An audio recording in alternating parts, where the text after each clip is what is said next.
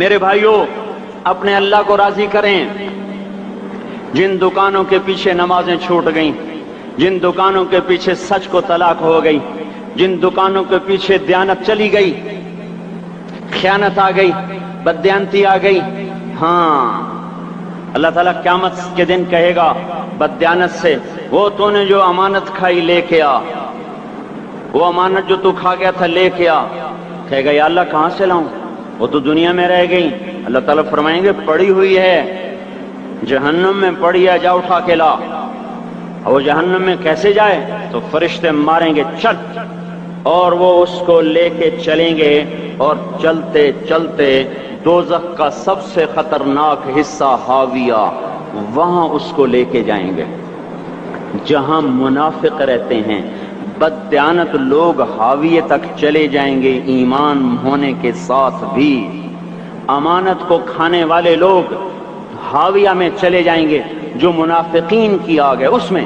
وہاں دیکھے گا تو جس کا مال دبایا تھا دنیا میں وہاں پڑا ہوگا، کہے گا اچھا یہاں پڑا ہے، اتنے میں وہ تباہ ہو جائے گا، اس کو اٹھائے گا، کندھے پہ رکھے گا، پھر اوپر چڑھنا شروع کرے گا، چڑھنا شروع کرے گا، چڑھنا شروع کرے گا۔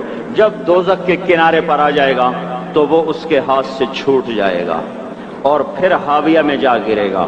اس کے ساتھ فرشتے مار کر پھر کہیں گے جا واپس لے کے آ، پھر یہ واپس جائے گا، پھر اسے اٹھائے گا، پھر کندھے پہ لے کے چڑھے گا اور چڑھے گا اور چڑھے گا۔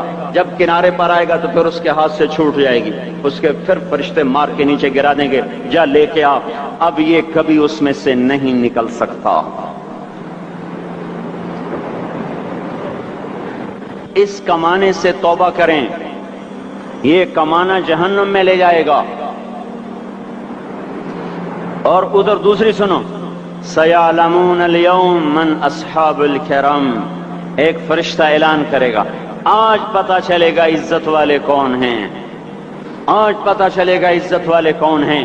أَيْنَ الَّذِينَ تَتَجَافَى جُنُوبُهُمْ عَنِ الْمَضَاجِعِ، کہاں ہیں راتوں کو اٹھ کے نمازیں پڑھنے والے؟ ارے میرے بھائیو، یہ نماز کی غفلت بہت بڑی ہلاکت ہے۔ میں کیسے سمجھاؤں؟ میں تو جب بھی جمعہ پڑھاتا ہوں میں یہ مضمون ضرور بیان کروں، مجھے جب یہ مجمع نظر آتا ہے تو میرا دل ٹکڑے ٹکڑے ہو جاتا ہے کہ یہ 8ویں دن آتے ہیں اور باقی دن کہاں ہوتے ہیں؟ یہ کیوں نہیں سمجھتے؟ ان کے آنکھ کیا ہو گیا؟ ان کے کانوں میں ڈاٹ لگ گیا، یا دل کے اوپر کوئی پردہ آ گیا، یا میں کوئی عربی میں بات کرتا ہوں جو سمجھ میں نہیں آتی، یا میں کوئی ان سے چندے کا مطالبہ کر رہا ہوں، یا کوئی اپنی ذات کے لیے سوال کر رہا ہوں، یا اپنی شخصیت کی دعوت دے رہا ہوں۔ آج نماز عزت دلائے گی، سب سے پہلا اعلان ہوگا، کہاں آج پتہ چلے گا عزت والے کون ہیں، کہاں ہیں راتوں کو اٹھ کے نماز پڑھنے والے اور اللہ کے نام پہ خرچ کرنے والے۔ صرف نماز نہیں، زکوٰۃ بھی دینی پڑے گی۔ پیسہ ہے زکوٰۃ نہیں دے رہے، پیسہ ہے اللہ کے نام پہ خرچ نہیں کر رہے۔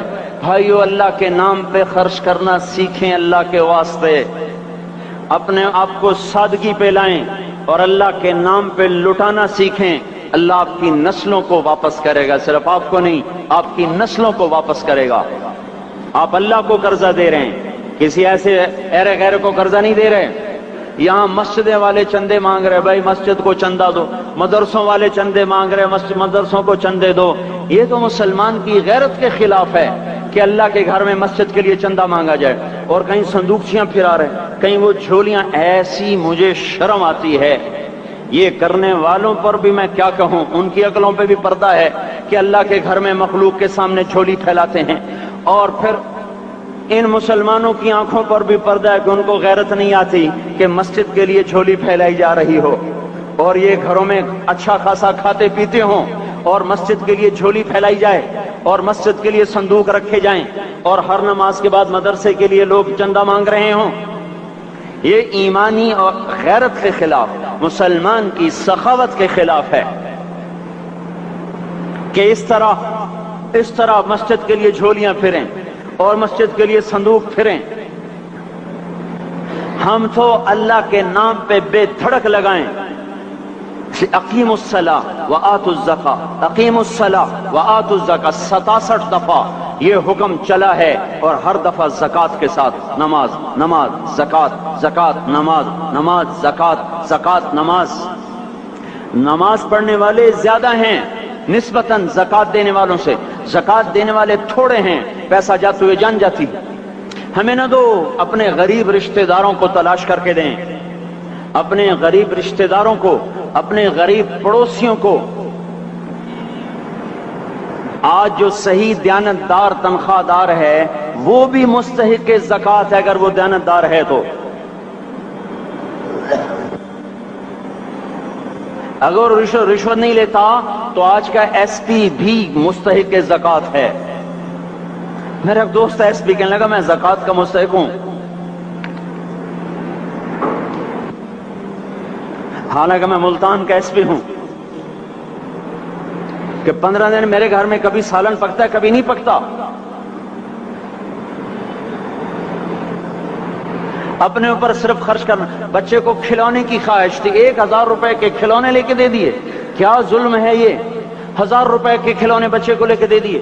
کیا اللہ نہیں پوچھے گا کہ اس 1000 سے کسی غریب کے گھر کا دیا جل سکتا تھا، اور کسی کے غریب کا ایک ہفتہ گزر سکتا تھا، تیرے کسی مسکین رشتہ دار کے گھر میں بھی کچھ سالن پک سکتا تھا۔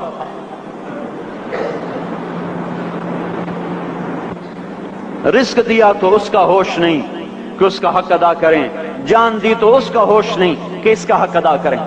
سجدہ جان کا حق ہے، اور زکوٰۃ اور صدقات یہ مال کا حق ہے۔ میں کب اپنے لیے مانگ رہا ہوں؟ میں کہہ رہا ہوں اللہ اپنے غریب رشتہ داروں کو دیں، ان کو تلاش کریں اللہ کے واسطے۔ اپنی بیویوں سے پوچھو سونے کی زکوٰۃ دی ہے؟ دے، ورنہ تو خود پکڑی جائے گی، تیرا زیور تیرے لیے گنجا سانپ بن کے تیری زبان کو ڈسے گا۔ ان کا میں نے تو بچیوں کے لیے سنبھال کے رکھا ہے، اس کی زکوٰۃ دو پھر ٹھیک ہے، ورنہ اسم کو توڑ کے اس کی زکوٰۃ دو، نہیں تو یہ مال پکڑوا دے گا قیامت کے دن۔ نماز نہیں چھڑا سکتی اگر زکوٰۃ نہیں دی، اور زکوٰۃ نہیں چھڑا سکتی اگر نماز نہیں پڑھی۔ مسجد بنا دی 50 لاکھ میں، اگر خود نمازی نہیں تو یہ مسجد بنانا اسے جہنم سے نہیں بچا سکتا۔ اس لیے میرے بھائیوں، اپنی جان کا بھی صحیح استعمال کریں اور اپنے مال کا بھی صحیح استعمال کریں۔ ہم ایسے اندھے نہیں ہیں کہ جو بچے نے چاہا لا کے دے دیا، جو بیگم نے مانگا اٹھا کے دے دیا۔ نہیں نہیں، ہم پہلے دیکھیں گے اپنے اوپر۔ حضرت عثمان رضی اللہ عنہ کے پاس ایک سائل ہے، حضور سے مانگنے آیا، آپ نے کہا عثمان کے پاس چلے جاؤ۔ عثمان سے مانگنے گئے تو آگے بیوی پہ لڑ رہے۔ کس بات پہ؟ یوں کہہ رہے وہ باہر چھوٹے چھوٹے گھر ہوتے تھے تو باہر آواز آ رہی، بیوی کو کہہ رہے اللہ کی بندی رات تو نے چراغ میں بتی موٹی ڈال دی، وہ بتی ڈالتے تھے نا اس کی روئی کی، تو تیل زیادہ جل گیا۔ تو یہ کہنے لگے یہ کس کنجوس کے پاس بھیج دیا؟ جو بیوی پہ لڑ رہا ہو کہ تو نے بتی موٹی ڈالی ہے تو یہ مجھے کیا دے گا؟ مجھے دمڑی بھی نہیں دے گا۔ جب ان کو باہر بلایا اور خیرات مانگی کہ وہاں سے آیا ہوں، تو انہوں نے اندر گیا، ایک تھیلی اٹھائی، نہ پوچھا کہ کتنے چاہیے، نہ پوچھا کہ کون، 3000 درہم اٹھا کے دے دیے۔ وہ حیران ہو کے کہنے لگا یار ایک بات تو بتاؤ۔ کہا کیا؟ کہا یہ مجھے تو نے اتنے دے دیے کہ میری اگلی نسل کو بھی کافی ہیں، اور خود بیوی پہ تو لڑ رہا تھا کہ بتی موٹی کیوں کر دی؟ کہنے لگے وہ اپنی ذات پہ خرچ تھا، وہ پھونک پھونک کے کرنا ہے، یہ اللہ کو دے رہا ہوں جتنا مرضی دے دوں، یہ تجھے تھوڑا دے، اللہ کو دے رہا ہوں۔ تو اپنی جان کو بھی لگائیں اللہ پر، اور اپنے مال کو بھی لگائیں اللہ پر۔ اور میرے بھائیوں اپنی کمائیوں کو حلال پہ لائیں، اور بیویوں کو سمجھا دیں کہ ہم تمہاری خاطر دوزخ میں نہیں جا سکتے۔ یہ ہم اس پر توبہ کریں، اس پر توبہ کریں، اور یہ آبادی ہر وقت ہونی چاہیے مسجد کی۔ چلو کوئی جو جہاں سے بھی آیا ہے مسجد کے عادی بنو میرے بھائیوں۔ ہماری جماعت گئی تھی اردن میں 1991 میں، تو ہم اسرائیل کے بارڈر پر چلے۔ انہوں نے بتایا کہ یہ ہم سے آمد رفت بات چیت ہوتی رہتی ہے، چونکہ کچھ عرب ادھر رہتے ہیں کچھ عرب ادھر رہتے ہیں، رشتہ داریاں ہیں۔ تو کہ یہ یہودی ہم سے پوچھتے ہیں تمہاری فجر میں نمازی کتنے ہوتے ہیں اور تمہارے جمعے میں نمازی کتنے ہوتے ہیں؟ ہم نے پوچھا یہ تحقیق کیوں کرتے ہو؟ ان کا ہماری کتابوں میں یہ ہے کہ جب فجر کی نماز کے نمازی اور جمعے کی نماز کے نمازیوں کی تعداد برابر ہو جائے گی تو یہودی دنیا سے مٹ جائیں گے۔ اب یہاں فجر میں 1.5 صف ہوتی ہے اور جمعے میں باہر بھی صفیں بنی پڑی، چلو میں کہتا ہوں مان لیا 1/3 طبقہ باہر سے آیا ہے، یہ 2/3 تو یہیں سے اٹھ کے آیا ہے، یہ کیوں نہیں ہر نماز میں آتا؟ میرے بھائیوں اپنے حال پہ رحم کریں، اللہ کے واسطے میری پکار کو سنیں۔ میں آپ کو کوئی فلسفہ نہیں سمجھا رہا، میرا روزانہ ہر جمعہ جب آتا ہوں میں یہی مضمون بیان کرتا ہوں، میں روزانہ آپ کو نیا بیان سنا سکتا ہوں۔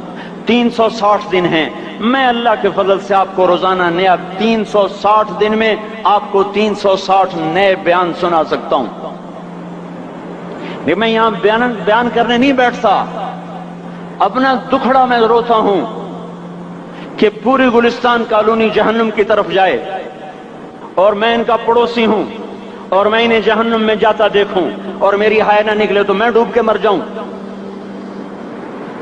جلتا کتا ہم نہیں دیکھ سکتے اور اس ہماری آنسو نکل پڑیں، چوہے کو ہم جلتا نہیں دیکھ سکتے اور میں اتنی شکلوں کو جہنم میں جاتا دیکھوں۔ جس نے فجر آج نہیں پڑھی اس نے پر جہنم کو واجب کر لیا، جو اب آئندہ اثر نہیں پڑے گا اس پر جہنم واجب ہو گئی، پھر میں کیا مضمون بیان کروں، کیا فلسفے بیان کروں؟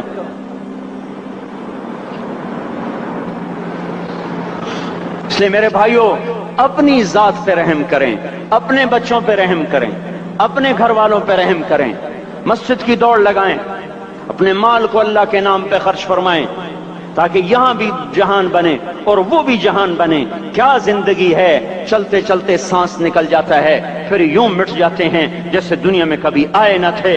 پوتے پوچھتے ہیں ابا دادا کی قبر کہاں ہے؟ ابا کہتے ہیں بیٹا یہیں کہیں مل گئی، پتہ نہیں کہاں ہے۔ ارے آج تو اگلی نسل دادے کی قبر نہیں دیکھ سکتی، ہم اس دنیا کی خاطر اللہ کے باغی ہو جائیں۔